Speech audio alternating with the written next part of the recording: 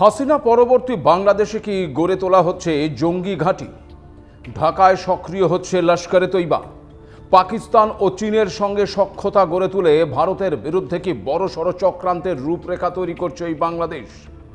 ভারতের chicken neck কি এখন ওই শত্রুদের প্রধান লক্ষ্য? পরিস্থিতি আঁচ করেই কি প্রয়োজনীয় ব্যবস্থা নিচ্ছে ভারত? বাংলাদেশের বিরুদ্ধে কি এবার তবে সামরিক অভিযানে নামতে চলেছে ভারত? ভারত বাংলাদেশ সীমান্তে গড়ে তোলা হচ্ছে একাধিক সামরিক ঘাঁটি। নমস্কার, আপনারা দেখতে শুরু করেছেন এডিটরস ডায়েরি। আমি ভাস্কর দত্ত আরও একটি নতুন এপিসোডে আপনাদেরকে স্বাগত জানাই। ভারতের শত্রু এখন আর শুধু ওই পাকিস্তান আর চীন নয়, বাংলাদেশও এখন ভারতের শত্রু দেশ হিসেবেই পরিগণিত হচ্ছে। ভারত সরকারের তরফে ওই বাংলাদেশের পাশে থাকার কথা বলা হলেও অন্তর্বর্তী সরকার দ্বারা পরিচালিত বাংলাদেশ ক্রমাগত ভারত বিরোধী কার্যকলাপ চালিয়ে যাচ্ছে। তারা মুখে এক কথা বলছে আর কাজ করছে অন্যরকম। শেখ হাসিনাকে ফেরত চেয়ে ভারতকে চিঠি দিয়েছে বাংলাদেশ, তবে ভারতের বিদেশ মন্ত্রকের তরফ থেকে এখনও এই নিয়ে কোনো উচ্চবাচ্য করা হয়নি। বিশেষজ্ঞরা বলছেন যে হাসিনাকে ফেরানোর পক্ষে যা যুক্তি রয়েছে তার থেকে অনেক বেশি যুক্তি বিপক্ষে রয়েছে। তবে এই সবের জেরে ভারতের সঙ্গে বাংলাদেশের সম্পর্কের কোনো পরিবর্তন ঘটবে না বলে আবার জানিয়েছে ওই অন্তর্বর্তী সরকার। শেখ হাসিনাকে ভারত ফেরত না পাঠালেও ঢাকা দিল্লির সম্পর্ক আটকে থাকবে না বলে জানিয়েছেন বাংলাদেশের বিদেশ উপদেষ্টা তৌহিদ হোসেন। এই তথ্য শুনে আপনি বলতেই পারেন যে বাংলাদেশের শুভবুদ্ধি হয়েছে, কিন্তু দাঁড়ান, একটু দাঁড়ান, এত দ্রুত কোনো সিদ্ধান্ত নেবেন না, কারণ এটা একটা পিঠ আর এর অপর পিঠটাও কিন্তু রয়েছে, আর সেই দিকটা অত্যন্ত ভয়ঙ্কর। আপনি কি জানেন যে এই বাংলাদেশে ঘাঁটি গেড়েছে পাক জঙ্গি সংগঠনগুলো? বাংলাদেশের মৌলবাদী সংগঠন বা জঙ্গি সংগঠন নয়, একেবারে লস্করে তৈবার মতন জঙ্গি সংগঠন এখন অবস্থান করছে ওই বাংলাদেশে। তথ্য বলছে লস্করে প্রধান হাফিজ সঈদ বাংলাদেশের মাধ্যমে ভারতের বিরুদ্ধে সন্ত্রাসের একটি নতুন ফ্রন্ট খোলার পরিকল্পনা করছে। অর্থাৎ পাকিস্তানের দিক থেকে জঙ্গি প্রবেশ করাতে না পেরে এবার বাংলাদেশেই নিজেদের জঙ্গি সংগঠন খুলছে ওই লস্করে তৈবা, যাতে বাংলাদেশের দিক থেকে ভারতে জঙ্গি প্রবেশ করানো যায়। বিষয়টি যে যথেষ্টই গুরুতর সে বিষয়ে কোনো সন্দেহ নেই। আর সে কারণেই এবার ভারত বাংলাদেশ সীমান্তে স্পর্শকাতর ওই চিকেন স্নেক বা শিলিগুড়ি করিডোর এই রক্ষার জন্য বড়সড় পদক্ষেপ নিয়েছে নয়াদিল্লি। জানেন কি, এই ভারত সীমান্ত বরাবর এবার সামরিক ঘাঁটি তৈরি করা হচ্ছে। আপনাদেরকে জানিয়ে রাখি, শিলিগুড়ি করিডোর বা ওই চিকেন স্নেক রক্ষার জন্য 3টি বড় সামরিক ঘাঁটি গড়ে তোলা হচ্ছে। জানা যাচ্ছে যে ভারত বাংলাদেশ সীমান্তে অসমের ধুবড়ির কাছে বামুনি, বিহারের কিষানগঞ্জ এবং পশ্চিমবঙ্গের চোপড়ায় 3টি সামরিক ঘাঁটি তৈরির কাজ চলছে। সামরিক পরিভাষায় এগুলোকে গ্যারিসন বলা হয়। প্রশ্ন হতে পারে যে এই গ্যারিসন কি? এখানে একটু জানিয়ে রাখি যে এই গ্যারিসন হলো মূলত একটি স্থায়ী সামরিক পোস্ট বা ঘাঁটিকে বলা হয়, যেখানে সেনারা অবস্থান করে এবং এলাকা রক্ষাও করে। নির্দিষ্ট ইউনিটগুলোর জন্য হোম বেস। তবে চিকেন স্নেক রক্ষার জন্য যে গ্যারিসন তৈরি হচ্ছে সেগুলো শুধুমাত্র ঘাঁটি হবে না, সেখান থেকে দ্রুত মোতায়েন করার জন্য বাহিনীও থাকবে। পাশাপাশি গোয়েন্দা ইউনিট এবং প্যারা স্পেশাল ফোর্সেস থাকবে এই কৌশলগতভাবে গুরুত্বপূর্ণ ঘাঁটিগুলিতে। এই ঘাঁটিগুলি এমনভাবে সাজাচ্ছে সেনা যে এখানে থেকে বোঝা যাচ্ছে যে এই করিডোরের সুরক্ষা নিয়ে আপোষ করতে রাজি নয় নয়াদিল্লি।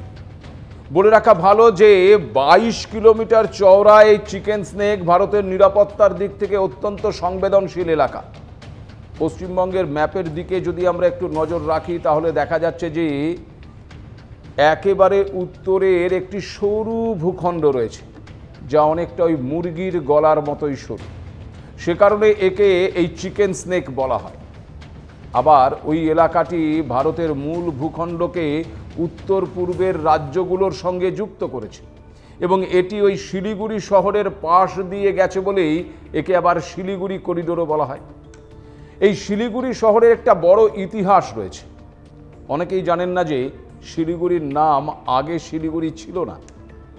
শিলিগুড়ির ইতিহাস সিকিমের নামগিয়াল রাজবংশ থেকে শুরু হয়। 1642 সালে ফোনসুক নামগিয়াল ছিলেন এই সিকিমের রাজা। 1800 শতাব্দীতে বাংলার দখল নেয় ইস্ট ইন্ডিয়া কোম্পানি। এই সময় আবার নেপাল ওই সিকিম দখলের চেষ্টা করে। সে সময় ইস্ট ইন্ডিয়া কোম্পানি এবং নেপালের মধ্যে সংঘর্ষও হয়েছিল। এরপর 1871 সালে ইস্ট ইন্ডিয়া কোম্পানির সঙ্গে সিকিমের একটি চুক্তি হয়, ইতিহাসে যা চিটালিয়া চুক্তি বলেই পরিচিত। 1835 সালে সিকিমের রাজা দার্জিলিংকে ইস্ট ইন্ডিয়া কোম্পানির হাতে তুলে দেয়। এই পার্বত্য এলাকার নিচের সমতল ভূমি ছিল শিলচাগুড়ি। হ্যাঁ, এই শিলচাগুড়ি পরে শিলিগুড়ি নামে পরিচিত হয়। এই শিলিগুড়িকে আবার 4T শহর বলা হয়ে থাকে। 4টে টি, অ্যালফাবেটিক্যালি টি। টি মানে চা, টি মানে টিম্বার, টি মানে ট্রেন, আর চতুর্থ টি মানে ট্যুরিজম। ভৌগোলিকভাবে প্রায় 60 কিলোমিটার লম্বা এবং 22 কিলোমিটার চওড়া এই করিডোরটির একদিকে রয়েছে বাংলাদেশ এবং নেপালের সীমান্ত, অন্যদিকে আবার এটি চীন এবং ভুটানের খুব কাছে অবস্থান করছে। বর্তমান ভূ রাজনৈতিক প্রেক্ষাপটে ভারতের জাতীয় নিরাপত্তা এবং কূটনৈতিক ক্ষেত্রেও এক অপরিহার্য ভূমিকা পালন করছে এই ভূখণ্ডটি। আর সে কারণেই এই চিকেন নেক বা শিলিগুড়ি করিডোরের নিরাপত্তা সুনিশ্চিত করাটা জরুরি হয়ে পড়েছে। ভারতের এই নতুন ঘাঁটিগুলি শিলিগুড়ি করিডোরের ওপর ওভারল্যাপিং কভারেজ প্রদান করবে, যেখানে চোপড়া ঘাঁটিটি বাংলাদেশ সীমান্ত থেকে 1 কিলোমিটারেরও কম দূরত্বে অবস্থান করছে। এই ফরওয়ার্ড অবস্থানগুলি বাংলাদেশের অভ্যন্তরে গভীর নজরদারি চালানো এবং প্রয়োজনে দ্রুত সেনা পাঠাতে সহায়ক হবে, যা সীমান্ত বরাবর কর্মকাণ্ডের ভারসাম্যতাকে মৌলিকভাবে পরিবর্তন করবে। তবে শুধুমাত্র সেনা নয়, ভারতের তরফে এই শিলিগুড়ি করিডোরের জন্য প্রস্তুত রাখা হচ্ছে রাফাল যুদ্ধ বিমান, ব্রহ্মোস ক্ষেপণাস্ত্র। ঘাঁটিগুলিতে থাকবে উন্নত বিমান প্রতিরক্ষা ব্যবস্থাও। ভারতের এই অবস্থান থেকে পরিষ্কার যে চিকেন স্নেক বা ওই শিলিগুড়ি করিডোরের জন্য কোনো ফাঁক ফোকর রাখা হচ্ছে না। পাশাপাশি বাংলাদেশের জন্য একটি স্পষ্ট বার্তা দিয়ে দেওয়া হচ্ছে, শিলিগুড়ি করিডোর দিয়ে যদি কোনো রকম অনুপ্রবেশ বা জঙ্গি নাশকতা বা হামলার চেষ্টা চালানো হয়, তবে যে তার যথাযোগ্য প্রত্যুত্তর দিতে ভারত প্রস্তুত তা পরিষ্কার। কারণ বাংলাদেশ যতই মুখে ওই ভারতের সাথে তাদের সম্পর্ক বজায় থাকার কথা বলুক না কেন, রাজনৈতিক পরিবর্তনের ফলে যে পরিস্থিতি সে দেশে লক্ষ্য করা যাচ্ছে, তার জন্য ভারত তার সীমান্ত নিরাপত্তা আরও জোরদার করেছে। শেখ হাসিনাকে গদিচ্যুত করার পর বাংলাদেশের মোহাম্মদ ইউনূসের নেতৃত্বে যে অন্তর্বর্তী সরকার চলছে, তাদের নীতি আর যাই হোক ভারতপন্থী যে নয় তা আমার বলার অপেক্ষা রাখে না। ইউনূসের বাংলাদেশ ক্রমশ চীনের দিকে ঝুঁকছে। শুধু তাই নয়, যে পাকিস্তানের বিরুদ্ধে যুদ্ধ করে এই বাংলাদেশের জন্ম, সেই পাকিস্তানের সঙ্গে সখ্যতা গড়ে উঠেছে এখন বাংলাদেশের। পাকিস্তানের সেনা, মন্ত্রী, জঙ্গি সবার জন্য এখন বাংলাদেশের অবাধ দ্বার। চীন এবং পাকিস্তান এই দুই দেশের সঙ্গেই আবার বাণিজ্য ব্যবস্থা গড়ে তুলছে ওই বাংলাদেশ। রিপোর্ট বলছে বাংলাদেশ $2.2 বিলিয়ন খরচ করে ওই চীনের J-10C যুদ্ধবিমান কেনার পরিকল্পনা করছে এবং ড্রোন উৎপাদনেও বেজিংয়ের সঙ্গে কাজ করছে ঢাকা। একই সঙ্গে আবার পাকিস্তান বাংলাদেশকে JF-17 ব্লক সি যুদ্ধবিমান সরবরাহ করেছে। এই পরিবর্তন ভারতের জন্য উদ্বেগ বলেই মনে করা হচ্ছে, কারণ সীমান্তের এত কাছে থাকা একটি দেশ চীন এবং পাকিস্তানপন্থী অবস্থান নিলে শিলিগুড়ি করিডোরের পক্ষে ঝুঁকি আছে। স্বাভাবিকভাবেই আগাম ব্যবস্থা নিতে হয়েছে ভারতকে, কারণ চীনকে বিশ্বাস করাটা কখনোই বুদ্ধিমানের কাজ নয়। তাদের আগ্রাসন নীতি অব্যাহত রয়েছে। আবার সম্প্রতি আরও একটি রিপোর্ট যা ভীষণভাবেই সাড়া ফেলেছে। বাংলাদেশের অন্তর্বর্তী সরকারের দায়িত্ব যার হাতে দেওয়া হয়েছে, মানে ওই মোহাম্মদ ইউনূসের সঙ্গে সরাসরি জঙ্গি সংগঠনের যুক্ত থাকার সংবাদ সামনে এসেছে। যার প্রেক্ষিতে গরিব দরিদ্রদের পাশে দাঁড়ানোর কথা বলে ওই গ্রামীণ ব্যাংক খুলে আসলে কি জঙ্গি কার্যকলাপ চালাতেন মোহাম্মদ ইউনূস? এই প্রশ্ন যেমন উঠছে, তেমন আবার ওসামা বিন লাদেনের সঙ্গে ইউনূসের কোনো সম্পর্ক ছিল কিনা তা নিয়েও প্রশ্ন উঠছে। বলবো সে কথা, তবে একটা ছোট্ট বিরতির পর ফিরছি, সঙ্গে থাকুন। ভারতের শিলিগুড়ি করিডোর কোনোভাবেই ক্ষতিগ্রস্ত হলে ভারতের মূল ভূখণ্ডের সঙ্গে উত্তর পূর্বের রাজ্যগুলোর সাথে যোগাযোগ ব্যবস্থা সম্পূর্ণ বিচ্ছিন্ন হয়ে যাবে। ভারত তার 7 সিস্টারের জন্য বাংলাদেশের মধ্যে দিয়ে যে ট্রানজিট রুটের কথা ভেবেছিল, হাসিনা সরকারের পতনের পর তার সম্ভব নয়। অন্যদিকে চীনের নজর ওই অরুণাচল প্রদেশের দিকে যেমন রয়েছে, তেমন আবার ডোকালামের দিকেও রয়েছে। ডোকালাম ভুটানে অবস্থিত হলেও সেখান থেকে শিলিগুড়ির এই করিডোরের ওপর নজর রাখার সুবিধে রয়েছে, কারণ জায়গাটি অনেক উঁচুতে অবস্থিত। আপনাদের নিশ্চয়ই মনে আছে যে 2017 সালে এই ডোকালামে একটি রাস্তা নির্মাণের ঘটনাকে কেন্দ্র করে ভারত এবং চীনের মধ্যে সামরিক সংঘাতের সৃষ্টি হয়েছিল, যা প্রায় 73 দিন ধরে চলেছিল। ডোকালাম অঞ্চলে ভূস্বত্ব নিয়ে ভুটান এবং চীনের মধ্যে বিরোধ হলেও তাতে কেন জড়িয়েছিল ভারত, এ প্রশ্ন উঠতেই পারে। এর কারণ ওই একটাই, ওই শিলিগুড়ি করিডোর। কারণ ভুটানের ওই অঞ্চলে চীনের অবস্থান ভারতের নিরাপত্তা স্বার্থের জন্য হুমকি ছিল। উভয় পক্ষের আলোচনার মাধ্যমে শেষ পর্যন্ত এই সংঘাতের অবসান ঘটে। ভুটানের পাশাপাশি আবার নেপালের ওপরেও প্রভাব বিস্তার করতে চাইছে ওই চীন। এক্ষেত্রেও লক্ষ্য ওই একটাই, ভারতের চিকেন নেক। অন্যদিকে আবার ভারতের সাথে নেপালের খুব ভালো সম্পর্ক হলেও ভূ রাজনৈতিক প্রেক্ষাপটে দুই দেশের মধ্যে বিবাদ লক্ষ্য করা যাচ্ছে। আপনারা জানেন যে কিছুদিন আগেই নেপালে ওই জেন জির আন্দোলনের কারণে পতন হয়েছে নেপালের কেপি শর্মা ওলির নেতৃত্বাধীন সরকারে। বাংলাদেশের মতো এখন সেখানে সুশীলা কার্কির নেতৃত্বে চলছে অন্তর্বর্তী সরকার। সম্প্রতি এই অন্তর্বর্তী সরকারের আমলে নেপালের তরফে একটি বিতর্কিত ম্যাপ প্রকাশ করা হয়েছে। নেপালের নতুন যে 100 টাকার নোট প্রকাশ করা হয়েছে, সেখানে দেশের সংশোধিত মানচিত্রকে জায়গা দেওয়া হয়েছে। সেখানেই দেখা যাচ্ছে ভারত যে সমস্ত অঞ্চলগুলোকে নিজেদের বলে দাবি করে, সেই কালাপানি, লিপুলেক, লিম্পিয়াধুরাকে নিজেদের ম্যাপে অন্তর্ভুক্ত করেছে ওই নেপাল।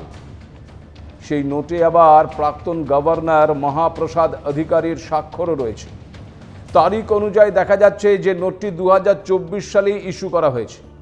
এর আগে 2020 সালে কেপি শর্মা ওলির আমলে ওই মানচিত্রটি তৈরি করা হয়েছিল এবং 2024 সালের মে মাসে নেপালের রাষ্ট্র ব্যাংকের নোটে সেই বিতর্কিত ম্যাপ ছাপানো হয়েছিল।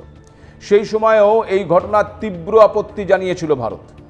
মূলত ভারতের উত্তরাখণ্ডে অবস্থিত ওই পার্বত্য সীমান্ত পথ দিয়ে 1954 সাল থেকে চীনের সঙ্গে ভারতের বাণিজ্য চলছে। 2019-এর পর কিছু ঘটনার প্রেক্ষিতে ওই সীমান্ত পথ বন্ধ ছিল, কিন্তু সম্প্রতি আবার ওই পথে বাণিজ্যের বিষয়ে ভারত ও চীনের মধ্যে সিদ্ধান্ত হয়েছে, যার আবার বিরোধিতা করছে ওই নেপাল। এই নেপালের সীমান্ত আবার জুড়ে রয়েছে ওই শিলিগুড়ি করিডোরের সঙ্গে। অর্থাৎ ভূ রাজনৈতিক প্রেক্ষাপটে শিলিগুড়ি করিডোর বা চিকেন নেক অত্যন্ত গুরুত্বপূর্ণ হয়ে উঠছে। সে কারণে ওই অঞ্চলের নিরাপত্তা আরও জোরদার করা হয়েছে। তবে এখানে আরও একটা বিষয় বলে রাখি যে ভারত শুধু এই শিলিগুড়ি করিডোরের ওপরেই যে ভরসা রাখছে এমনটা কিন্তু নয়। চিকেন নেকের অল্টারনেটিভ একটি রাস্তাও তৈরির কাজ চলছে। মূলত এই শিলিগুড়ি করিডোরের মাধ্যমেই ভারতের সিকিম সহ উত্তর পূর্বে অবস্থিত 7 রাজ্যের পরিবহন নির্ভর করে। এই চিকেন নেকের ওপর চাপ কমাতে ভারত এবার কালাদান প্রজেক্টের কাজ শুরু করেছে, যা মূলত বাংলাদেশকে একেবারে উপেক্ষা করে উত্তর পূর্বের রাজ্যগুলোতে পৌঁছানোর একটি উল্লেখযোগ্য করিডোর হতে চলেছে, যেখানে পণ্যবাহী জাহাজ কলকাতা বন্দর থেকে 540 কিলোমিটার পথ অতিক্রম করে ওই মায়ানমারের সিতওয়ে পোর্টে পৌঁছবে।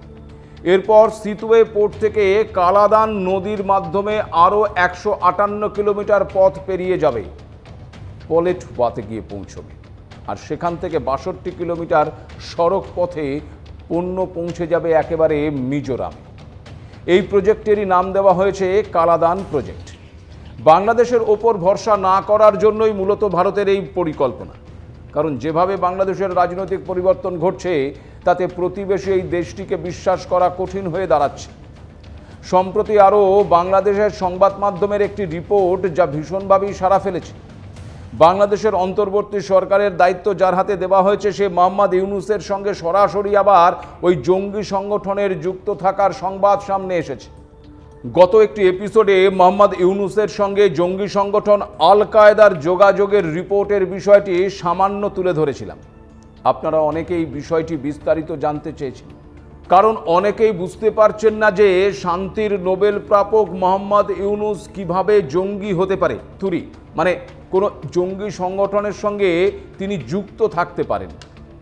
এই প্রশ্নটা খুব স্বাভাবিক, কিন্তু বাংলাদেশের শীর্ষস্থানীয় সাপ্তাহিক ব্লিটসের প্রকাশিত একটি প্রতিবেদন অভিযোগ করছে যে মোহাম্মদ ইউনূসের বিশ্বব্যাপী গ্রামীণ নেটওয়ার্কের সঙ্গে পশ্চিমা গোয়েন্দা সংস্থাগুলি ওসামা বিন লাদেন এবং আল কায়েদার নেটওয়ার্কের অর্থদাতা হিসেবে চিহ্নিত ব্যক্তিদের সংযোগ রয়েছে।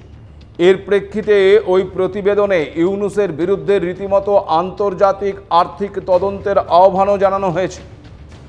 ইউনূস বহু বছর ধরে বিশ্বজুড়ে ক্ষুদ্র ঋণের পথিকৃৎ এবং দরিদ্রদের একজন সমর্থক হিসেবে পরিচিত।